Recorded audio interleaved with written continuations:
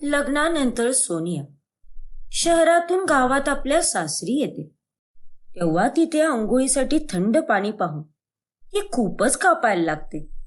नाही नाही, मी काय एवढ्या थंड पाण्याने आंघोळ नाही करणारी आई. अहो, एवढ्या थंडीत मला काही मरायचंय का? अगं, हे तू काय बोलतीयस सोनिया? या पाण्याने तुला काहीच नाही होणार. उन्हाळा असू दे नाहीतर पावसाळा असू दे, नाहीतर किती पण कडाक्याची थंडी असू दे, आम्ही 12 महिने याच पाण्याने आंघोळ करतो. म्हणून मी बोलतीये, तुला पण काही नाही होणार. हो सोनिया, काही नाही होणार तुला. या पाण्याने एकदा आंघोळ तरी करून बघ. आणि तसं पण आजपासून तुला आता या थंड पाण्यानेच आंघोळ करायची आणि तुला सवय तर करावीच लागेल. नाही नाही, मी नाही आंघोळ करणार या गार पाण्याने. अतुल, तू गिझर लाव. तुला माहिती आहे ना, मी थंड पाण्याने आंघोळ नाही करत. अरे, शहरात तर सगळ्यांच्या घरी गिझर आहेत. अगं पण सोनिया, इथे आता गिझर कुठून आणणार मी? तुला तर माहिती आहे ना, गिझर किती महाग आहे.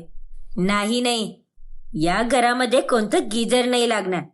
आणि सोनिया, तुला याच पाण्याने आंघोळ करावी लागेल. चल पटकन आंघोळ कर आता. मग सोनियाला इच्छा नसताना पण त्या थंडगार पाण्याने आंघोळ करावी लागते आणि त्यामुळे तिचं शरीर पूर्ण सुन्न पडून जातं आणि ते खूपच कापायला लागते. बघितलं ना, बघ माझी काय हालत झालीये. मग सोनिया बाहेर आल्यानंतर अतुलच्या एक कानाखाली मारते. सोनिया, अगं हे तू काय केलंस? मला का मारलं बरं? मी काय केलंय असं? तू काय केलंयस? अरे, तू तर एक नंबरचा फ्रॉड माणूस आहेस. तू जर मला पहिला सांगितलं असतंस ना की तुझ्या गावामध्ये थंड पाण्याने आंघोळ करतात, तर मी तुझ्याशी कधीच लग्न केलं नसतं. मला माफ कर ग सोनिया. आता मी पण काय करू? इकडे गावामध्ये काहीच डेव्हलपमेंट नाही झालेली. हे गाव खूपच मागासलेलं आहे. तुझ्याशी प्रेम करूनच चूक केलीये मी. मग 2 दिवसानंतर अतुल शहरामध्ये नोकरीसाठी चाललेला असतो. त्यावेळी सोनिया तिच्या सासू सासऱ्यांना बोलते, अहो आई, मला पण अतुल बरोबर शहरात जायचंय. तो उद्या सकाळीच निघतोय. मग उद्या मी पण त्याच्याबरोबर निघून जाईल. काय? नाही नाही, हे नाही होऊ शकत. हो सोनिया, तू अतुल बरोबर कुठेही नाही जाणार. अहो पण का बाबा? नाही म्हणजे नाही. अगं, जर तूच त्याच्याबरोबर निघून गेलीस तर तुझ्याशी लग्न करण्याचा काय फायदा? आम्हाला आमच्या सुनेचं सुख कधी मिळणार? काय फायदा या लग्नाचा? मग गोमती एकदम बरोबर बोलतीये. आणि तुला जर शहरातच जायचं असेल तर आमच्या अतुल बरोबर कायमचा संबंध तोडावा लागेल. समजलं ना? गपचूप घरामध्ये बसून सुनेचं कर्तव्य कर, नाहीतर माझ्यापेक्षा वाईट कोणी नसेल. सोनिया काहीच नाही बोलू शकत आणि ती तिथून चिडून निघून जाते. अतुल, तू तर शहरात निघून जाशील, पण मला इथं घुटत जगावं लागेल. अरे, जगण्यासाठी मी तर जगेल, पण एवढ्या भयंकर थंडीमध्ये एवढ्या गार पाण्याने मी आंघोळ कशी करेल बरं? अरे, मला तर गार पाणी बघूनच अंगावर काटा येतो. सोनिया, मी तुला प्रॉमिस करतो की मी जॉब करून 3 ते 4 महिन्यात या पूर्ण घराचं रिनोव्हेशन करेल आणि त्याबरोबर घरामध्ये एक गिझर पण लावेल. फक्त मला थोडासा टाइम दे प्लीज सोनिया. अरे, पण एवढे दिवस मी तुझ्याशिवाय कशी राहील आणि एवढ्या थंड पाण्याने कशी आंघोळ करेल? हे देवा, आता तूच वाचव मला. मग दुसऱ्या दिवशी अतुल शहरी निघून जातो. सोनिया जेव्हा पण त्या थंड पाण्याला बघते त्यावेळी ती लांबूनच कापायला लागते. आता मी काय करू? नाही नाही, आज तर मी आंघोळच नाही करणार. फक्त तोंडावर पाणी शिंपडून घेते. हो, हेच ठीक राहील माझ्यासाठी. मग सोनिया तोंडावर पाणी मारून घेते आणि असेच ती 2 ते 3 दिवस आंघोळ नाही करत. पुढे एके दिवशी जेव्हा गोमती घरात नसते त्यावेळी ती चुलीवर पाणी गरम करायला ठेवते. चला, चांगली गोष्ट आहे, कारण आज घरात आईच नाहीयेत. आता पटापट हे पाणी गरम करून घेते आणि मग मी आंघोळ करून घेईन. 1 आठवड्यापासून आंघोळ नाही केली मी तर. खूपच घाण वाटतंय मला. परंतु तेवढ्यात तिथे गोमती येते. सोनिया, अगं हे तू काय करतीयस? ही लाकडं तू आत्ता का वापरलीस? अगं ही तर मला दुपारच्या जेवणासाठी वापरायची होती. नालायक कुठली, जा आता इथून. अहो आई, मी तर ते फक्त. मला चांगलंच माहितीये की तू इथे काय करत होतीस. अगं तुला काय मी फारसी भाषेमध्ये समजवलं होतं का की इथे सगळ्यांना थंड पाण्यानेच आंघोळ करावी लागते ते? अगं उलट थंड पाण्याने आंघोळ केल्याने तब्येत चांगली राहते. नाही आई, माझी नाही राहत तब्येत चांगली. मला सर्दी होऊन जाते. तू सकाळ संध्याकाळ थंड लस्सी पितेस म्हणून तुला सर्दी होते. नीट लक्षपूर्वक ऐक सोनिया, ही जळणाची लाकडं आपण फक्त जेवणासाठी वापरतो. आणि तुला जर तुझं आंघोळीचं पाणी गरम करायचं असेल तर तुला स्वतःला जंगलात जाऊन लाकडं आणावी लागतील. अहो पण आई, मी जंगलात कशी जाऊ बरं? तुम्हाला तर माहिती आहे ना, जंगल किती भीतीदायक आहे. ती शेजारची बिंदिया बोलत होती की तिथं खूप सारे वाघ आहेत आणि जंगलामध्येच फिरत असतात ते. त्यातल्या एकाने मला पकडलं तर, आणि मला खाऊन टाकलं तर? ते मला काही माहीत नाही. अगं आम्ही पण लाकडं जाऊन आणतोच ना. आम्हाला तर आजपर्यंत काही नाही झालं. मग तुला पण तसंच जावं लागेल. बिचारी सोनिया त्या दिवशी पण बिना आंघोळीचीच राहून जाते. मग ती फक्त पाण्याने तोंड धुते. आणि अशाच प्रकारे सोनियाला बिना आंघोळीचं आता 15 दिवस झालेले असतात. पुढे एके दिवशी, सोनिया जरा पटापट हात चालव. अगं आत्ता तर तुझं फक्त मटार बटाटा झालाय. अजून तुला मुगाची डाळ आणि भरलेलं वांग बनवायचे. अगं तुझ्या सासऱ्यांनी तर पुरणपोळी पण बनवायला लावली होती.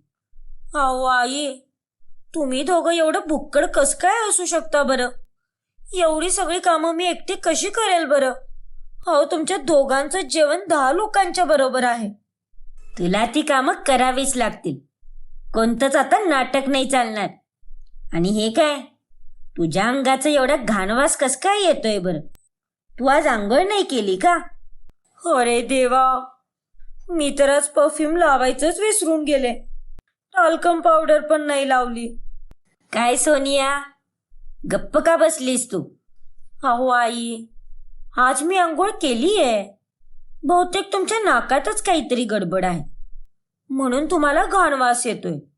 तुम्ही आता जाऊन तुमचं नाक साफ करा, म्हणजे तुम्हाला चांगला वास येईल. हे होऊच नाही शकत. पण तरी पण मी माझं नाक साफ करेन. परंतु सोनिया, मला पक्का माहितीये की हा घाण वास तुझ्याकडूनच येतोय.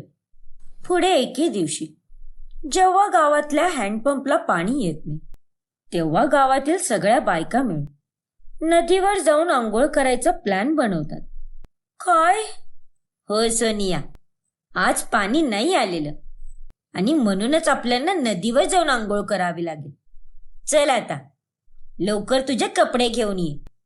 अरे देवा, आतापर्यंत तरी मी बाथरूम मध्ये जाऊन आंघोळ करायचं नाटक करत होते.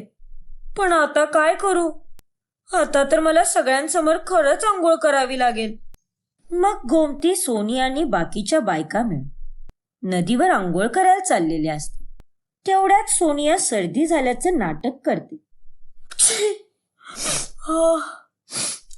आई, मला खूपच डेंजरवाली सर्दी झाली आहे.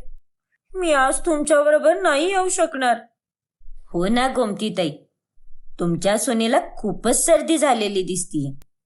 आणि अशा अवस्थेत तिने जर आंघोळ केली तर ती अजूनच आजारी पडेल. नाही नाही, तूच जर आजारी पडलीस तर घरातली कामं कोण करणार?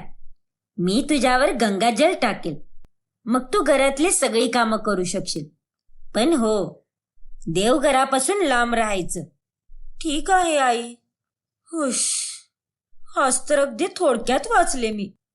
पुढे एके दिवशी, अगं सोनिया, तुझी सासू बाजारात गेली आणि पूजेचा वेळ निघून चाललाय. जरा देवघरामध्ये जाऊन दिवा लाव बरं. ठीक आहे बाबा. तेवढ्यात तिथे गोमती येते. थांब सोनिया, तू दिवा नाही लावायचा. अगं पण का गोमती? अहो, या पोरीने मागच्या 1 महिन्यापासून आंघोळच नाही केली. ही तर फक्त आंघोळीचं नाटक करत होती. काय? अगं पण तुला कस काय माहिती? मला त्या शेजारच्या छबिलीने सांगितलं. जेव्हा ही भवानी तिच्या शहरातल्या मैत्रिणीबरोबर फोनवर बोलत होती आणि तिला हिचं सगळं दुखणं सांगत होती, त्यावेळी त्या छबिलीने हिचं सगळं बोलणं ऐकलं. आता या छबिलीला मी अजिबात नाही सोडणार. हिला काय गरज पडली होती माझ्या गोष्टीत तोंड घालायची? अगं, बिना आंघोळीचं देवघरामध्ये जाऊन तुला काही घरात पनवती आणायची आहे का? नालायक कुठली. जरा पण काही समजत नाही हिला तर. बास, खूप झालं आई. खूप ऐकलं मी तुमचं. पण मी आता सहन नाही करणार. अहो, मी एक शहरात राहणारी मुलगी आहे आणि तुम्ही माझ्याकडून कसं काय अपेक्षा करू शकता की मी एवढ्या थंड पाण्याने आंघोळ करेल? जर मी तुम्हा लोकांना शहरातली काही कामं दिली तर जमतील का तुम्हाला? जास्त मोठ्याने नको बोलू सोनिया. बोलणार मी, आणि तुम्हाला पण ते ऐकावं लागेल. अहो, तुम्ही लोक इथे लहानपणापासून राहता म्हणून तुम्ही इथे थंड पाण्याने आंघोळ करू शकता, पण मी नाही करू शकत. तुम्ही तर मला चुलीवर पण गरम पाणी नाही करू दिलं आणि घरात पण गिझर नाही लावत आहे. मग मी पण काय करणार बरं? मला पण बिना आंघोळीची काही मजा येत नाहीये, पण मी पण अडचणीत आहे. मलाही या गोष्टीचं खूप घाण वाटतंय. पण आता बास, खूप झालं. मी नाही राहणार आता इथे. काय? अगं, हे तू काय बोलतीयस सोनिया? हो बाबा, आता माझं लग्न तुटलं तरी चालेल, मला काही वाईट नाही वाटणार. पण मी आता शहरात जाऊनच राहील आणि तिथे जाऊन मस्त गरम पाण्याने आंघोळ करेन. सोनियाचं बोलणं ऐकून गोमती आणि लखनला तिचं दुःख समजतं. आम्हाला माफ कर सोनिया. अगं, आम्ही तुला समजूच नाही शकलो आणि गावाच्या जबाबदारीमध्ये अडकून टाकलं. हो सोनिया, माफ करा मला. आणि तुला आता कुठेच जायची गरज नाहीये, कारण आता आम्हीच घरामध्ये गिझर लावू. आमच्या दोघांकडे थोडे साठवलेले पैसे पण आहेत, त्यातूनच आपण गिझर घेऊ. खरंच? हो सोनिया. थँक्यू आई. मग दोघी सासू सुना एकमेकीला मिठी मारतात आणि त्यानंतर घरामध्ये गिझर पण येऊन जातो. जानकी तिचा मुलगा युवान आणि नवरा कमलनाथ बरोबर राहत असते. जानकी फक्त स्वदेशी वस्तूंचाच वापर करत असते आणि ती शुद्ध शाकाहारी असते. एके दिवशी तिचा मुलगा युवान एका चायनीज मुलीसोबत लग्न करून घरी येतो. एका चायनीज मुलीला आपल्या सुनेच्या रूपात पाहून तिला 440 वोल्टचा झटका बसतो. अरे देवा, हे काय केलंस तू युवान? अरे बावळट माणसा, अख्ख्या भारतातल्या मुली का मेल्या होत्या का जे तू या चायनीज आयटमशी लग्न केलंस? आई, सुजी काही चायनीज वस्तू नाहीये. ही माझी चायनीज बायको आहे. ती जरी चायनीज असली तरी ती आता माझ्याशी लग्न करून भारतीय झालीये. नमस्ते चाचूबाई, माझं नाव सुजी आहे आणि मी तुमची चून आहे. आशीर्वाद द्या. युवान, तुला माहिती आहे ना की मला चायनीज गोष्टींचा किती तिरस्कार आहे? ते ऐकलं नाही का? चले तर चांद तक नाही तर शाम तक. हे तू आणलेलं चायनीज आयटम पण तसंच असणार बघ, एकदम खटारा, कारण ही पण चायनामध्येच बनलेली आहे ना. युवान बेटा, लग्न करायच्या आधी तू आम्हाला विचारलं पण नाहीस. किती चुकीचं वागणं आहे हे. अहो चाचरे बुवा, यामध्ये युवांची काहीच चूक नाहीये. त्याला माफ करा. मी एक खूपच चांगली चून बनून दाखवेल. I promise. सुजी, ते चून नाही, सून असतं. हो रे, तेच, सून. आई बाबा, प्लीज माझ्या आनंदासाठी सुजीचा स्वीकार करा ना. आमच्या नात्याला एक चान्स तरी द्या. खूप विनवणी केल्यानंतर जानकी आणि कमलनाथ त्यांच्या मुलाच्या आनंदासाठी सुजीला स्वीकार करायला तयार होतात.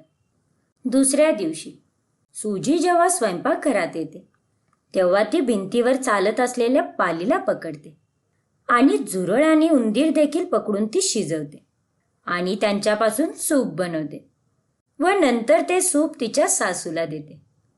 शाकाहारी जानकीला ते पाहून धक्काच बसतो आणि ती घाबरून सोफ्यावर चढते. शी ग बाई, तू काय बावळट आहेस काय? तुझी हिंमत कशी झाली आहे सगळं बनवायची? आजपर्यंत या घरात कोणी पण मांसाहारी जेवणाचा उल्लेख देखील केला नाही आणि तू तर चक्क उंदीर, झुरळ आणि पालीला शिजवून त्यांचं सूप बनवलीस. निर्लज्ज कुठली. परंतु चाचूबाई, तुम्ही एवढं घाबरता काय? जसं की कोणतं भूत पाहिलं. खाली उतरा चाचूबाई. जानकी सोफ्यावरून खाली उतरतच असते की ती धडाम करून तोंडावर पडते. आई गे, मेले रे देवा. ओ नो, माझ्या चाचूबाई तर मरून पडल्या. आता मी काय करू? मेल्या रे देवा, मेल्या. तुझ्या तोंडात शेण पडो भवाने. नालायक कुठली. मी अजून जिवंत आहे. उचल मला. हो हो, उचलते तुम्हाला.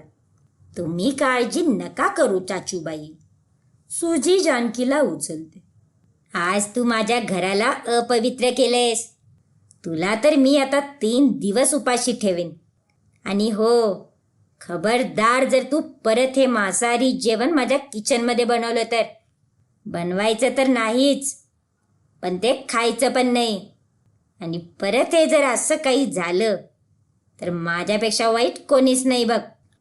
सॉरी चाचूबाई, मी ते परत नाही बनवणार. आजपासून मी फक्त आणि फक्त शाकाहारी जेवणच बनवेल. I promise. तू तर एक चायनीज हडळ आहेस. तुमच्या चीनी लोकांमुळेच भारतात कोरोना पसरला होता बघ. काय माहीत कोणत्या खोळ्या कुत्र्याने चावलं होतं माझ्या पोराला, जे त्यानं तुला पसंत केलं. ना काही अक्कल, नाही काही शक्कल. बावळट बिंडोक कुठली. बावळट आणि बिंडोक या तुमच्या बहिणी आहे काय? आणि हडळ कोण आहे? Is it your pet name? म्हणजे तुम्हाला प्रेमाने हडळ म्हणतात का? काय बोललीस? थांब तू आता. चिनी कुठली. आज तर तुला तुझं पूर्ण खानदानाचीच आठवण होईल बघ. जानकी लाटणं घेऊन सुजीच्या मागे लागते. थांब गे सुजे भवाने. आज मी सुजीच्या शरीराचा कोपरान कोपरा सुजवणार आहे. Help help. सासूच्या भीतीमुळे आता सुजी भारतीय साडी घालून पूजा करायला लागते आणि त्याच सोबत ती भारतीय खाद्यपदार्थ बनवण्याचा प्रयत्न पण करायला लागते. पण तिच्याकडून ते काही एवढं चांगले नाही बनत. मग ती चायनीज मोमोज आणि चायनीज नूडल्स बनवते. ते पाहून जानकी अजूनच चिडते. अरे देवा, अगं एक खटारा माल. हे काय सापासारखं बनवलेस? आणि हे काय मोमोज काय खोमोज? तूच खाते घाणेरडे चायनीज आयटम. तुला किती वेळा सांगितले तरी तुझ्या डोक्यात काही जात नाही बघ. बैलबुद्धी कुठली. पण चाचूबाई, हे तर शाकाहारीच जेवण आहे. आणि बेलबुद्धी बुद्धी तर तुम्ही आहे ना. मी तर खूप यंग आहे अजून. म्हणजे तुम्ही तुम्हालाच बेलबुद्धी म्हणत आहात? अगं ये बावळेट पोरी, चल निघ इथून. मी पण कुठे फसली आहे या चायनीज मालसोबत. हे पांडुरंगा, आता तोच मला वाचवू शकतोस बघ यातून.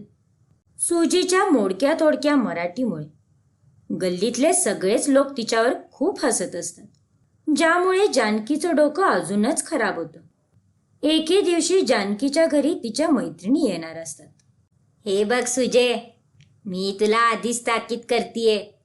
हे तुझं भूतासारखं पांढरं तोंड घेऊन माझ्या मैत्रिणीपुढे येऊ नको. समजले ना? हो ठीक आहे चाचूबाई.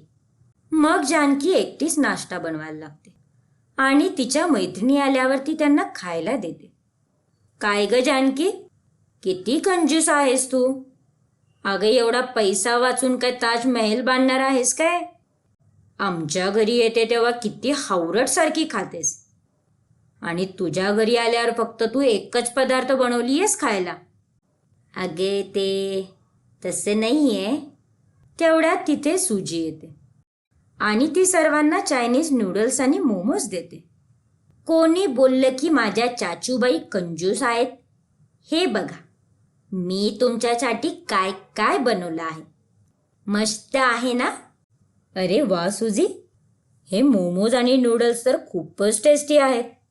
जानकी, तू तर लईच भाग्यवान आहेस, जे तुला एवढं टेस्टी जेवण बनवणारी चायनीज सून मिळाली. नाहीतर आमच्या सुना, ज्या भारतात राहून पण फॉरेनर असल्यासारख्या माच करतात. पण तुझी सून तर किती चांगली आहे. चायनीज असून पण किती संस्कार आहेत तिच्यात. अशीच राहा पुरी. धनिया का वाद काकू. अगं बाळा, ते धनिया का वाद नसतं, ते धन्यवाद असतं. ओ सॉरी, मला तेच म्हणायचं होतं काकू. जेव्हा जानकीच्या मैत्रिणी निघून जातात तेव्हा जानकी सुजीशी बोलते. सुजी, त्या दोघी अगदी बरोबर बोलत होत्या बघ. माझंच चुकलं. जे दिवस रात्र तुला चायनीज असल्याचे टोमणे मारले.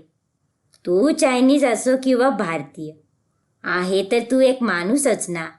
आणि तू मनाने खूपच छान आहेस ग. सॉरी सुजी, माफ कर तुझ्या चाचूबाईला. अहो चाचूबाई, तुम्ही माफी नको मागू. तुम्ही हुक्का करा. काय? हुक्का? I mean हुक्कुम. हुक्कुम करा. अच्छा, चल आता आपण दोघी मिळून ते मोमोज आणि नूडल्स खाऊ. शेवटी जानकी आपल्या चायनीज सुनेचा स्वीकार करते आणि दोघेही आनंदाने राहायला लागतात.